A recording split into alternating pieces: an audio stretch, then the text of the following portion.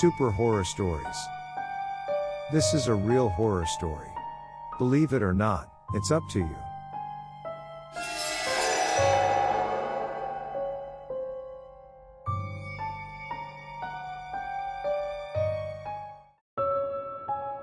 I've always said it was a great big rat. You know the ones. Big as a puppy. A Parisian tourist terrifier. But any rat looks big when you find it lying dead in a box on your doorstep. It makes an impression. I picked up the block of perspex from my desk and leaned back in my creaking leather chair. As you can see, it's probably only about average size, if that. Although it looks much smaller, stripped of flesh and fur. The shearing jaws were set in a perfect pincer. The thin spine and the ribs so fine, they wouldn't have looked out of place lying on greasy newspaper with batter scraps and a smear of tomato sauce. The tail trailed through the transparent block, doubling the length of the skeleton, and, I had always suspected, the price of the preservation. And of course, you found out who sent it to you. Oh yes, I started to get a lot of letters shortly after the publication of the first book. They meant a lot to me. In those days, mail still generally meant receiving something written on actual paper. Tactile evidence of connections made. They were collected by Nocturandum, my publishers at the time, and dropped off at the flat. I received unreadably large bundles of gushing praise, ego-massaging attention and outraged vitriol. There was quite a bit of erotic fan fiction too, which also often included gushing, massage and various outrages. Sometimes the publishers put them in a shoebox, or some similar sized container. So I hadn't thought it unusual that there was a box sitting waiting for me on the doorstep. Lucifer's Gate struck a chord with so many people. Given the subject matter, you can't have been surprised that it appealed to some unconventional types. Oh no. It made my name. Thank God for the unconventional types. The little book-buying loons. Where would I be without them? Not here, that's for sure. The thick burgundy leather of my writing chair creaked as I rocked back and looked around my office. Books and awards jostled for space on the shelves that lined the walls. Skulls featured heavily, as did angular lumps of perspex and glass. But creepy little Kenneth was the only one that combined the two. To be honest, I nearly soiled myself when I looked inside the box. The weight of it felt odd, but it looked a bit like something you might put a cake in. I opened it on the kitchen table, anticipating nothing more horrifying than impending cake-fueled self-loathing. When I lifted the lid, I shrieked like a BG. I ran to the bathroom with an urgency known only to a man who owns a single pair of jeans, and no washing machine. And look at you now. Yes, a washing machine, and a house with room to put one, has since been purchased. As has an auxiliary pair of jeans you'll be glad to hear. So, as you prepare for the release of the 25th anniversary edition of Lucifer's Gate, is there anything you'd like to say to the person who left you the rat? Thank you for the publicity, for the love, however oddly expressed. The fright was good for me too. Always good to remember the feeling you're trying to conjure. After the success of Gate, there were loads of interview requests. My rat anecdote got rolled out a good few times. It spread like the plague. Well-meaning fans seemed to think it was an invitation to deliver cadaverous creatures to the publisher's office. So, I am actually thankful, but not so much for the copycats. Or the copyrats. I spun in the chair and looked at the screen on my desk.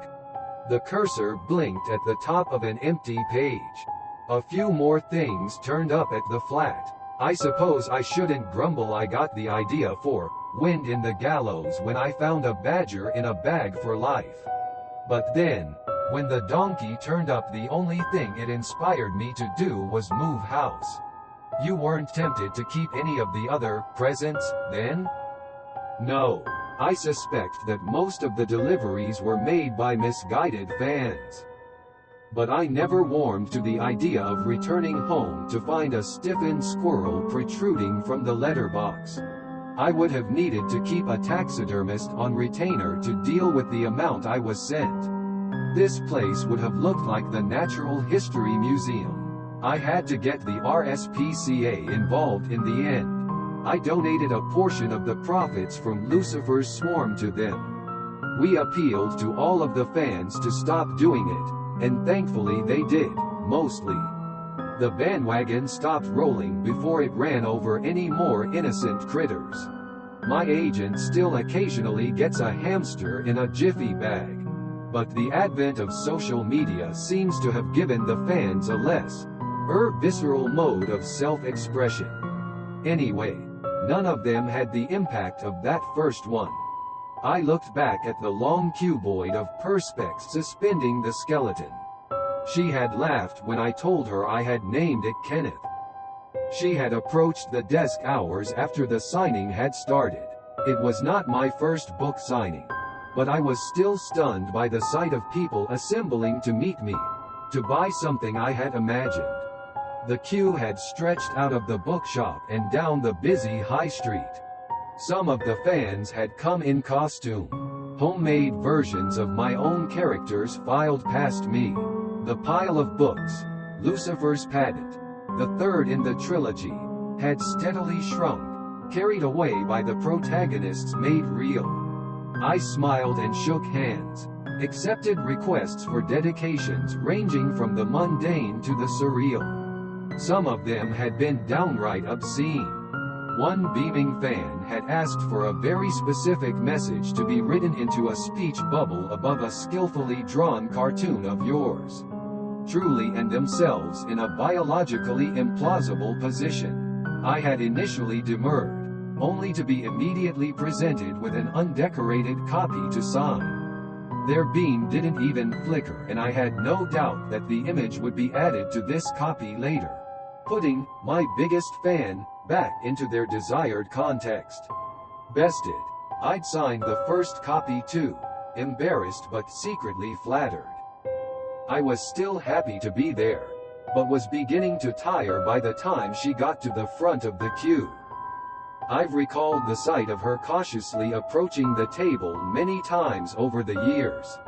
She wasn't in costume. I barely have any recollection at all of what she was wearing.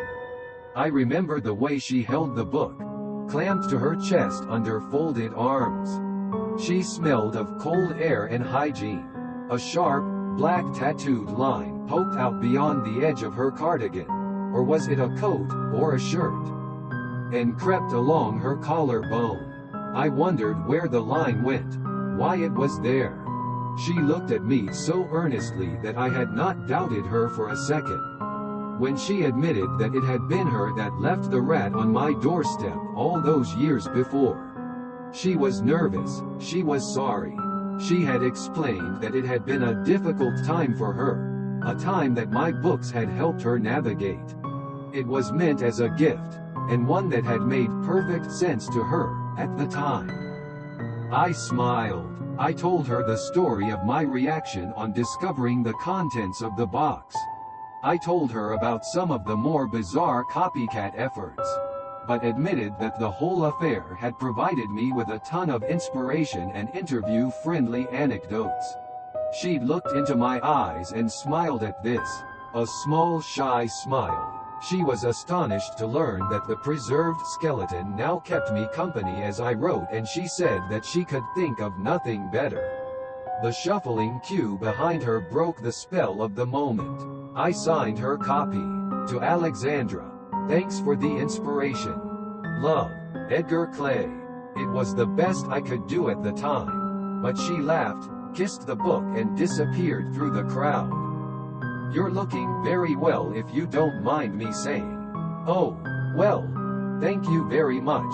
I shifted in my seat, leaving the bookshop in its own decade and returning to my writing room. The money from the film rights has funded a much-needed personal trainer. I should write a character based on him. He's a demon who is summoned by an ancient rite involving the consumption of pies. He turns up and inflicts pain and expects me to pay for the privilege. He tortures me by looking better than I will ever look, but forcing me to keep straining to emulate his own unachievable levels of vascularity. It's more nightmarish than anything I've come up with before. He was here yesterday. I'm stiffer than Kenneth. So, the doyen of Gothic horror is a pretty conventional guy these days? I always was. I found the things I wrote horrifying. How could I do it if I didn't? How did I know they were scary? Because they scared the shit out of me. This thing still gives me the creeps. I picked up a sheaf of papers and dropped them over an indignant Kenneth. I'm the only person in the world who doesn't suit black. I don't drink red wine from a skull. The most horrifying thing I do is eat peanut butter straight from the jar. I keep jam in the fridge, just to be on the safe side. I have a favorite burner on the hob. I still unplug the television at night because a fireman told me it was a good idea when I was at primary school. So it must have been quite a shock when you got the letter from the solicitor? Yes, it was. I knew there were some personal troubles. There were certainly hints that that was the case, but it still came as a shock. As you know, there were rumors that you had reacted badly. That you had experienced some difficulties yourself.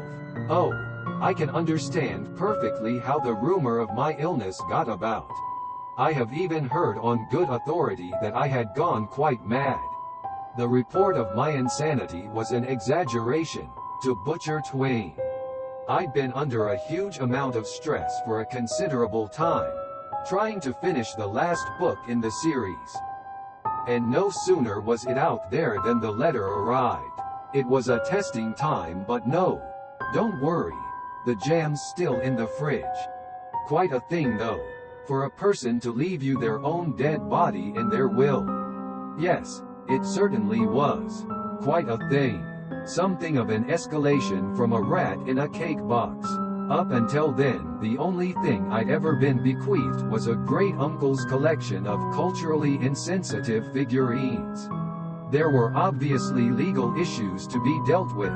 About the body. Not the figurines. They weren't that bad, but he was a man of his time. I looked again at the cursor winking at the top of the empty white screen. Becoming the custodian of the corpse of a deceased fan was quite a responsibility. I'd felt obliged to honor what had been requested in the will. It seemed rude not to. Mind you, the preservation was a bit more complex than getting a taxidermist to put Canis Kennison perspex. Still, all's well that ends well. Here we are. You've got money, fame, critical acclaim and love. Unending love. But you've paid a price. A high price. So, was it worth it? I'm really not sure. What do you think? I said, looking across the desk to where Alexandra sat stiffly posed in her own leather chair. She stared glassily back, but seemed to have nothing more to say. I looked at the bluing line that crept along her clavicle. She smelled of cold air and hygiene and always wore a small shy smile.